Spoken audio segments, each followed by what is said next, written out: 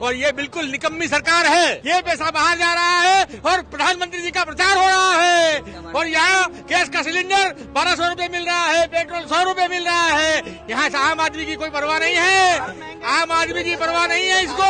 2-3% लोग हैं जो परसेंटेज जो इंडस्ट्रियलिस्ट है तो देश को बेच रहा है। हमारी जो जाहिर मिल्कत है, कॉर्पोरेशन की मिल्कत, वो LIC हो, BHL हो, HL हो, अबाई हो, रेलवे हो, बैंक हो, जो ऑर्गेनाइजिंग थे अंबानी अदानी को बेच रहा है, कॉरिडोर बना रहे।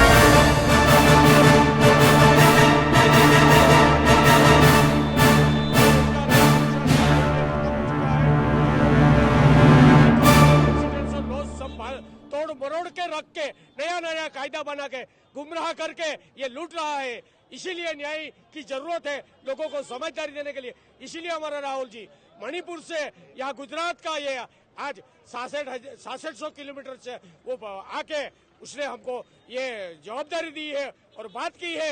ये बात पे हमको लोगों को न्याय देने के लिए, हम सुनने के लिए और उस बात को आगे चलाने के लिए यहाँ आए थे। क्योंकि मैं मैम ये जानना चाहूंगा, क्योंकि राहुल जी ने साफ तौर पर ये बताया कि अमीरों की सरकार बनके रह गई है केंद्र की मोदी सरकार, पर 2014 में देखा हमने कि इसी गुजरात से निकल करके देश के प्रधानमंत्री पहुंचे और गुजरात मॉडल का जिक्र किया गया था। आप गुजरात से क्या असल में वो गुजरात मॉडल है? गुजरात से असल में जो बोला जाता है कि मॉडल गुजरात बन रहा है, लेकिन कुछ भी नहीं है। जो प्रगति होनी चाहिए वो भी नहीं हो रही है और महिलाओं को जो अपना हक मिलना चाहिए वो बिल्कुल नहीं है। आज भी छोटी छोटी बच्चियां घर से उठा के उनका बलात्कार किया जाता है, तो इनके लिए, महिलाओं के लिए भी कोई व्यवस्था नहीं है, कोई उनकी सिक्योरिटी ही नहीं है। आप बोल रहे हैं कि कोई सिक्योरिटी नहीं है। यहाँ देश के प्रधानमंत्री की भतीजी का एक पर्स खो जाता है तो लोग उसे ढूंढ करके ले आते हैं और ये भी दावा किया जाता है योगी राज में कि एक जगह अगर किसी महिला के साथ में कुछ घटना घट जाए तो दूसरे चौराहे पर अपराधी पकड़ लिए जाते हैं। लेकिन उसके सामने आप भी देखते कि हर रोज पेपर में आता है कि आज ये बलात्कार हुआ, आज वो बलात्कार हुआ। बूढ़ी औरतें भी यहाँ पे सेफ नहीं है, तो उसके लिए आप क्या कर सकते हो? तो मोदी जी तो बोल रहे हैं ना कि ये पूरा देश मेरा परिवार है और परिवार के साथ ही लेकिन परिवार को कहाँ आप इकट्ठा करके चल रहे हो? परिवार को तो राहुल जी जोड़ रहे हैं, उन्होंने ये यात्रा करके सबको। तो राहुल जी के ऊपर ये आरोप लगा रहे हैं कि परिवारवाद तो कांग्रेस कर रही है। आरोप तो राहुल जी किसी के ऊपर नहीं लगा रहे हैं। राहुल जी नहीं, मोदी जी लगा रहे हैं। मोदी जी, वो उनकी सोच है, वो उनकी सोच है, जिसकी जैसी सोच वो वैसा ही बोलेगा। मोदी का तो सिर्फ मुंडीवादी परिवार है। 2-3% लोग हैं जो परसेंटेज जो इंडस्ट्रियलिस्ट है तो देश को बेच रहा है। हमारी जो जाहिर मिल्कत है, कॉर्पोरेशन की मिल्कत, वो LIC हो, BHL हो, HL हो, अबाई हो, रेलवे हो, बैंक हो, जो ऑर्गेनाइजिंग थे अंबानी अदानी को बेच रहा है, कॉरिडोर बना रहे। जड़ और जंगल बेच रहा है और उसकी नदियां बेच रहा है, उसको कॉरिडोर बना रहे। तो ये कौन पैसा लेगा? आज कांग्रेस के राज में 2014 में 202 रुपये 90 पैसे में लाइट यूनिट मिलती थी, आज 9 रुपीज एंड 32 पैसे यूनिट मिल रही है। तो बगैर कहाँ गई?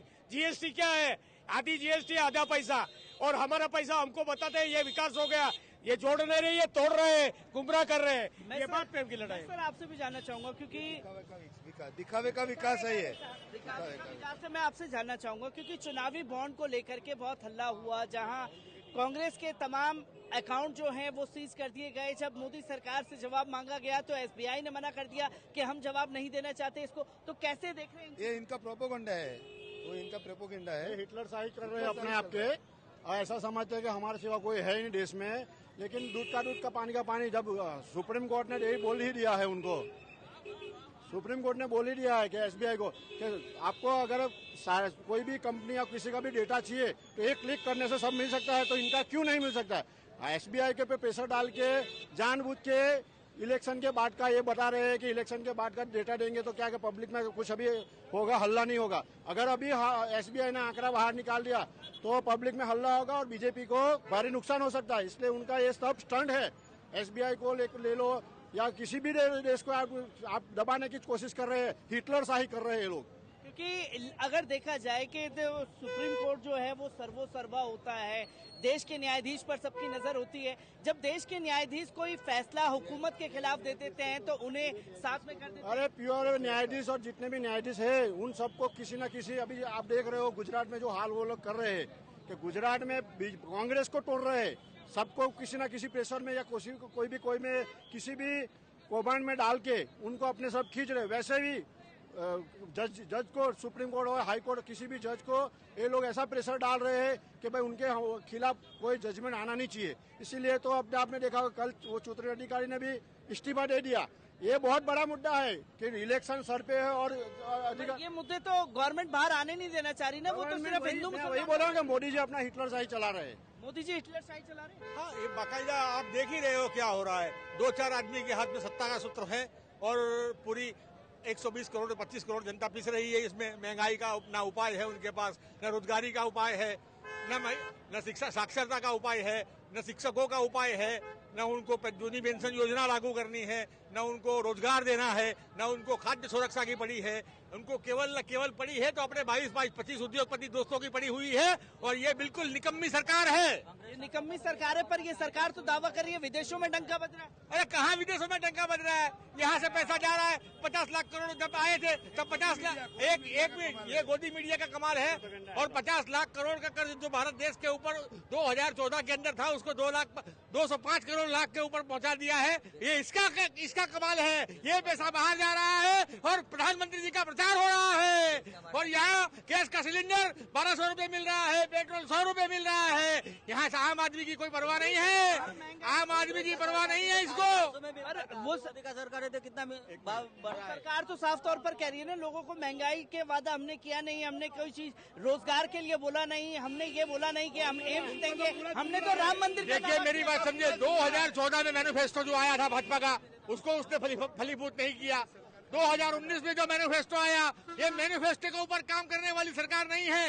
ये मैनिफेस्टो देके बजट में अंधाधुंधी फैला के अपने 22-25 उद्योगपति मित्रों को साथ देने की और कमाने की अदानी अंबानी की सरकार चल रही है।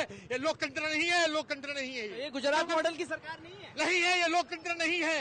वो तो यही बोल रहे गुजरात मॉडल की सरकार है। अरे वो तो जुमलेबाजी करता है, वो तो कुछ भी बोलेगा। हाँ, ये तो हाथी के चार दांत दिखाने के कुछ और होते हैं और बताने के कुछ और होते हैं। ये तो बहरूपिया है। नागालैंड जाएगा तो वहाँ की टोपी पहन लेगा, मेघालय जाएगा तो वहाँ की टोपी पहनेगा, गुजरात आएगा तो यहाँ की टोपी पहनेगा। ये तो बहरूपिया है। बहरूपी पे मत जाइए।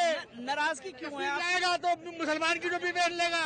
क्यों नाराजगी? का भरोसा नहीं है, ये मोदी का भरोसा नहीं है। नाराजगी क्यों है आपकी? क्योंकि देश के प्रधानमंत्री तो इसी गुजरात से आते हैं। अरे गुजरात से आते हैं, उसी का तो हाँ, ये तो कलंक है गुजरात के नाम पर। गुजरात के नाम पे कलंक है। यही तो हमारी वेदनाएं हैं जो हम पूरे भारतवर्ष को दिखाना चाहते हैं। आज राहुल गांधी जी जो यात्रा लेके निकले हैं, ये 5 न्याय की जो यात्रा है वो न्याय हम अवश्य देंगे। और कांग्रेस के कार्यकर्ता आखिर दम तक भारतीय जनता पार्टी के सामने लड़ेगा और एक न एक दिन जीतेगा। क्योंकि दावे किए जाते हैं, जनता सड़क पर दिखाई देती है, जब वोट की बारी आती है तो वोट क्यों नहीं मिल पाते? ये मशीन का कमाल है। ईवीएम को हैक कर लिया जाता है। बैलेट पेपर से चुनाव आयोग तो कह रही है भी भाजपा की नहीं आएगी। मेरा वादा है। चुनाव आयोग तो कह रहा है ईवीएम में कोई गड़बड़ी। अरे चुनाव आयोग तो बिका हुआ है। ईडी बिकी हुई है, ISI बिकी हुई है, EI बिकी हुई है, AI बिकी हुई है, सब बिके हुए हैं। इलेक्शन कमीशन बिका हुआ है। तो मोदी जी चुनाव जो है इन्हीं के दम पर लड़ रहे हैं। तो ऐसे ही उसको 13,000 करोड़ का भारतीय जनता पार्टी को अपना राष्ट्रीय फंड मिल गया। 13,000 करोड़ का फंड मतलब क्या समझते हो आप कितना होता है? भारतीय जनता पार्टी को मिला है चुनाव लड़ने के लिए। तो आप देख सकते ये हैं उद्योगपतियों की सरकार है और उद्योगपति वो उसको चुनाव लड़ने के लिए पैसा देते हैं। न्याय यात्रा का असर है जो राहुल गांधी जगह जगह जा करके देश की जनता को उन मुद्दों को बता रहे हैं जिन मुद्दों पर देश के प्रधानमंत्री जनता का ध्यान खींचने नहीं देना चाहते।